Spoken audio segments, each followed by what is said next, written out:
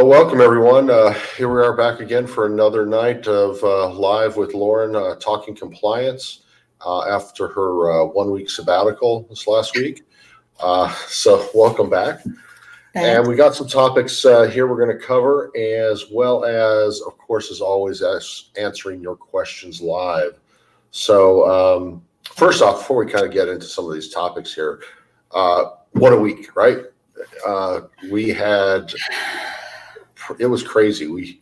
I actually sent out a message at one point to a client we work with that we're helping get some things off the ground with, and we got the first truck running on Friday. And yeah, I sent a message out. I feel like I just watched the first space shuttle launch. It was kind of like the birth. Yeah.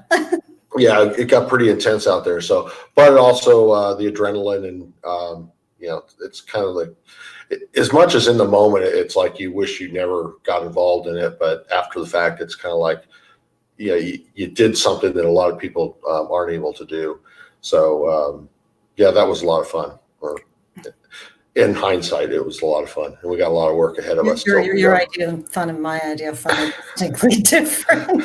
Absolutely. So, as we got people coming on here, so we're going to be talking about all the different websites that are out there that you have to be familiar with. So Laura's going to go through some of that stuff because we really saw it here in the past couple of weeks. Hey, Preacher, how are you doing? Hey, welcome Preacher. back. Number one fan, I'm telling you what. Yeah. And we're going to talk about the mechanic certificate. This is something that we see in equipment files that a lot of people really don't have. We're also, of course, we're going to be taking your questions and answering questions, to make sure we drill down into what you're looking for and what you need. And we're going to get started off. We're going to say, hey, the UCR is open, which, of course, you should all know because you've probably been bombarded with emails, people wanting to charge you exorbitant sums of money. And this is something that if you learn to do it yourself, it literally takes 3 to 5 minutes as far as getting on and doing it yourself. If you go to our YouTube channel, the Trucking MBA, you will be able to find, we just posted a video up today of how to walk through and how to do it. Now, we also know that we have some people out there that we have clients that just don't want to hassle with it, don't want to do it, whether or not they can do it themselves. So we, for $95, if you're a 1 to 2 truck company, it's going to cost you like $60.62 to do it yourself. We'll do it for $95. We try to keep it. Can I talk about that 95 for a minute, Bill, for just a second? Sure. How much is the fee this year? Talk about the 2020 fee is. It's $59, comes out to $60.62 when it's all right. And so you're saying it takes us 5 minutes. So what I'm calling that $40, it's a nuisance fee, because I really believe firmly this is one of the few things that company owners should learn how to do on their own. So yeah, absolutely. And we're also keeping a running total, and I'm posting it places as far as right now for a 1 to 2 truck company. The highest I've seen is $229 that people are charging. That works out to close to, if it takes them 10 minutes to do it, it works out close to about $2,000 an hour is what they're getting to do that. Now, of course, the massive amount of marketing they're doing in order to does eat into some of that there. I saw another really interesting one today. So the UCR isn't due until May 31st. So June 1st is when they start enforcing that you have the UCR in place, and they'll start ticketing you while you're out there. And so here we are at the end of February, and I think you pay them $159, and then you can pay them an extra $25 to expedite it, so it gets done within 24 hours. Now, the only reason get done immediately online? No, it doesn't. Yeah, only if you do it yourself. Only if you do it yourself. Only if you do it yourself, right? That's right. And the only reason I could see somebody actually wanting to expedite is, as we know, and we'll probably talk here in a little bit about, is you cannot get your KYU, and there's certain things you can't get unless you have your UCR in place. They're linking in actually to all the state permitting systems. So in KYU, New York, all of them are tying together back to the UCR. So if the UCR isn't paid, your certificates or your permits with all those states are nullified, essentially. Yeah. So I'm going to tie to that a little bit. We didn't have it here as something we were going to talk about, but the Drug and Alcohol Clearinghouse, as we've been getting some audits, one of the things that we've been noticing is that the auditors are requiring that you be already enrolled in the Drug and Alcohol Clearinghouse. And if you have drivers, you have the limited query signed. You have to have permission to do a limited query, so you have that signed. Now, I'll let you know, as far as, we don't hassle. It's something you need to do, and great, we'll get this done. Get that in your file and your driver's file. But this is not there's no legal requirement. There's nothing. If you push back on it, we did on one. I just say we pushed back. We challenged it a little bit. It's like, well, why are you doing this? And it really came down saying, well, we want to make sure everybody knows about it and they have it in place and they're ready for it as we're going through this. So to be clear, that's the auditor that's saying this, right? Yeah. So it's one of those that they're trying to make it. I mean, it does need to be done, and carriers need to do it, but they're putting it as part of passing your new entrant safety audit. Right. When push comes to shove, it's really, there's nothing in the regulations that say you have to be registered before January 5th, 2021. If you're a solo owner operator and you were running before January 6th, that's your deadline. But that's one of those things that's, why push it? You need to get going. Unless you're hiring employees. Yeah, if you're hiring employees, that's a different story. Now, I'm going to close this off by saying, I know there's still some people that are out there having problems, especially with the portal process of going through.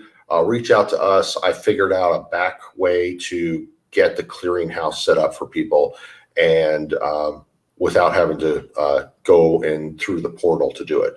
Because that's, we're still seeing requests to fix portal access. I've had people that are 3-4 weeks out and they still haven't gotten a response back. So this will get you compliant, and then you can worry about the portal access later. So, all right, with that said, let's jump into the second topic, which talk a little bit about, which is the talking about all the different websites. It seems like, man, there's a ton that you have to know, and they all seem to have their own little bits of hell as part of them.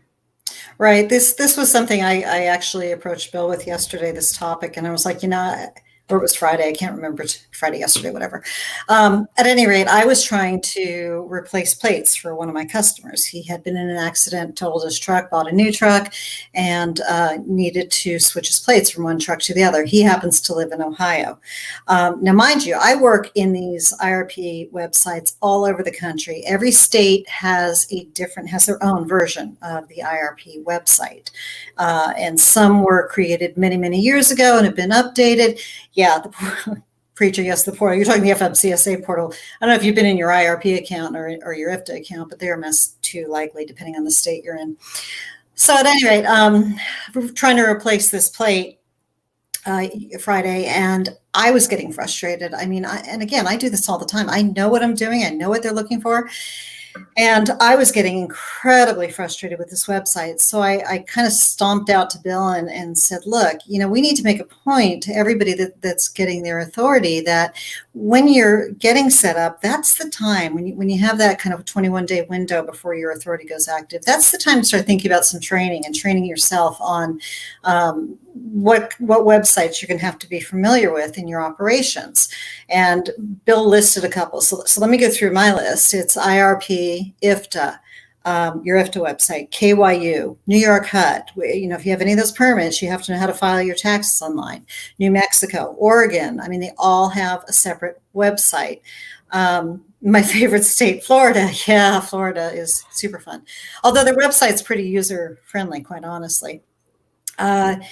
I think there were a couple other, Bill, that I hit or that I came up with when I was doing this, but it's like insane. You easily, as a carrier, have 4 to 7 different websites that you have to interact with. So the point I want to make is you're either going to have to, I guess you have to take a look at yourself, and you have to say, am I a person who is comfortable getting familiar and working and kind of clicking around websites, or do I need to find somebody in my family who is, or do I need to hire an outside person to do this? So the time that you want to do it is during that setup process or early on in your carrier career. You don't want to wait until your last minute trying to file an IFTA, or, oh, crap, I'm going into New York and I didn't pay my New York taxes, or, any of that sort of mess. We're like this guy, I crashed a truck last week. I need to get back on the road Monday. I need a plate and it's Friday afternoon. So that's, I guess, my point around it. It's just know your limitations or know your strengths and take the time to educate yourself on all the websites you're going to need to interact with. Yeah, and I'm fortunate that I rely a lot on Lauren for that stuff, and I don't deal with those websites. And I like it that way. But you could. I mean, you are very too. Yeah, I mean, if I had to, I could do it. There might be a couple of computers thrown and things like that. But the one thing, I mean, I don't even know how many plates we've done over the past couple of years for people. I mean, it's got to be in the hundreds by now as far as getting companies plated. And we were getting this company plated, and maybe it's a little more stressful because we knew that normally we get somebody plated and then we're just kind of helping them with compliance, and we're maybe doing their IFTA and some things, but we're not involved in the day-to-day. This company, we're going to be involved in the day-to-day of managing the trucks. And so maybe that's why it made it a little more stressful. But the one thing that came up that was new was the one driver had his 2290 in his name, and 2290 was in his company's name, but the truck was titled in his name, right? Not switched it over. Now, in the past, what was the IRS form that you talk about? The Form SS4, which is the form that the IRS either mails to you or presents to you at the end. If you get an EIN online, you have an opportunity to print it off in a PDF, and it has your name, right, your number on it. Yeah. Right. So in the past, when you have that form. Yeah. In the past, when we have that issue, it's you provide that form, and that kind of ties the link together. Because what the IRS is looking at is, and where they audit the states on this is, you can get a refund on your 2290. So if, let's say, you went through the trucking company that you're leased to, and they pay for the 2290. Now that's okay because they own the plates and the IRP, so they'll take that. But you take that form to another carrier, they won't accept it because that carrier that paid for it can go back to the IRS and get a refund. So, that's kind of the theory there, that he can go and get a refund while they played it. But so they stopped accepting that SS4 form. And I was explaining to someone that the IRP, while it's the same set of guidelines that every single state is supposed to follow, think of it this way: it'd be like taking your federal taxes and allowing each state to process and manage and interpret those. If you're having to file your federal in every state, and the states was managing that, that's what we have with the IRP and IFTA. Every state does it a little bit differently. They have their own software. It's their own processes. Like Florida, a wet signature for a POA is ridiculous.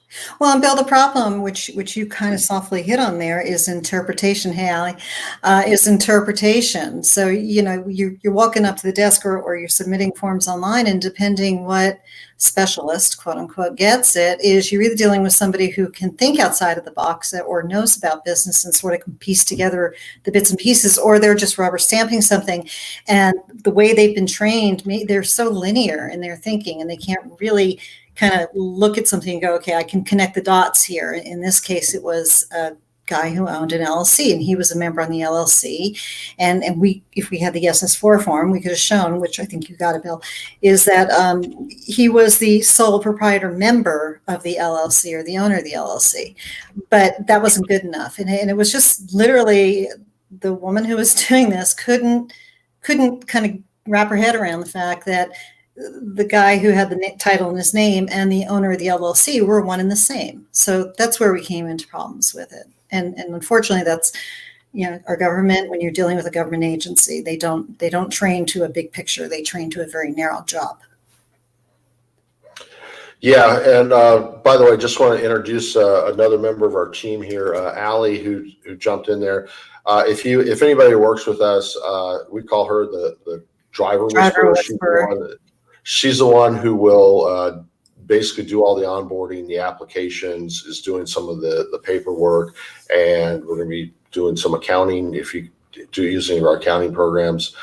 So welcome, Alice. She was able to jump on here. We're going to get Allie on this one night. We'll have to get her on. Yeah, Allie's in Utah, and we're here in Tennessee. So welcome. Thanks for joining us. So the question Preacher's asking, he's looking at setting up his own authority, going to all those websites that we were talking about earlier and feeling as if he got a company like ours to help get everything set up. He could do everything himself later. And absolutely, I mean, you can train yourself later on, and we really encourage you to learn. I mean, even if you end up hiring a company like us and keeping us on to do it because you're too busy doing other stuff, then it's a choice. That's very different than being forced into a situation where you're paying somebody $200 to do a UCR. And that's just silly, I guess, to me. Yeah, and as far as your question, if we have a program in place to teach everybody, I wouldn't say it's an official program that we have, but we actually like this, is where we have somebody who wants to be involved and will call in, and we will help them go through the process. We're not your typical company where we think that we got to keep you sheltered so that you rely on us. We would rather see people go out and then refer more people to us. So it's not a formal program, but that's something that we always do. Use that little mute button, and we will. Oh, what I coughed. I'm sorry. So we're happy to help anybody out there as far as with that. And that's why, if you go and you take a look at the UCR video, we're going to be looking to do more of those as far as the various different things that stuff starts to come up and come into play. It's a little harder with something like IFTA or IRP because every state's a little bit differently. So it's kind of hard to do a specific software training on something like that. So let's go on to here. The next topic that you had on your list, Lauren, was what were we looking at here? Mechanics certs. Yeah, mechanics certificate. Why don't you talk a little bit about mechanics certificate and why that's important and what it is? Okay. Yeah. All right. So this is a little known factoid, and I find that people who you're silly too. I found that people who are have been in trucking for a long time and then move into that owner operator or carrier place are not even aware of this. So this has to do with when you go and you get a DOT annual inspection on your equipment. There is actually a regulation, and I don't have the regulation up to quote, but we can send out, Bill will tell you where to find it later, a package that has the regulation in it in the form. But you're supposed to have the mechanic certify that however they have been qualified to do either an annual inspection or work on your brakes, that they are then qualified to do it. And there's actually a form that you have them fill out and they sign off on it. Or if you get your inspection or brake work done, Bill, you want to mute? You're typing out there. He's calling me out on it. So anyway, this form will print out, and so when you go into the bigger places, your brake's done or have an annual inspection, the form automatically prints out with your receipt. You've probably never noticed it. So how does the mechanic qualify himself? It's any combination of they worked for a larger carrier in a shop for a period of time. They educated themselves. They went to school for it. There's a number of ways that they self-certify. The importance of this is that if you are in a situation where you're in an accident, they could come back to, hey, you just had your brakes worked on, or I see you just had your truck inspected. How did you know that mechanic was qualified to do the annual inspection or work on your brakes? And that's where that form comes into play, is that you're able to actually pull it out and say, hey, he signed off on it. He said he was qualified. And here's his signature on a federal form.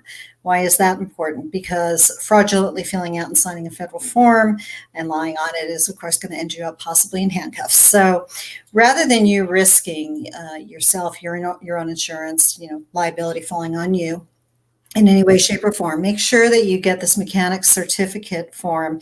You can look it up on the FMCSA website. I think Bill's going to put it up on our website and send out a link to it.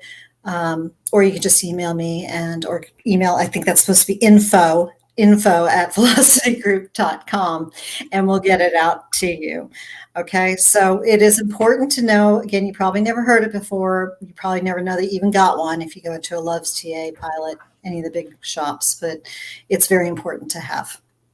Yeah, there's a lot of things in the maintenance file side of things.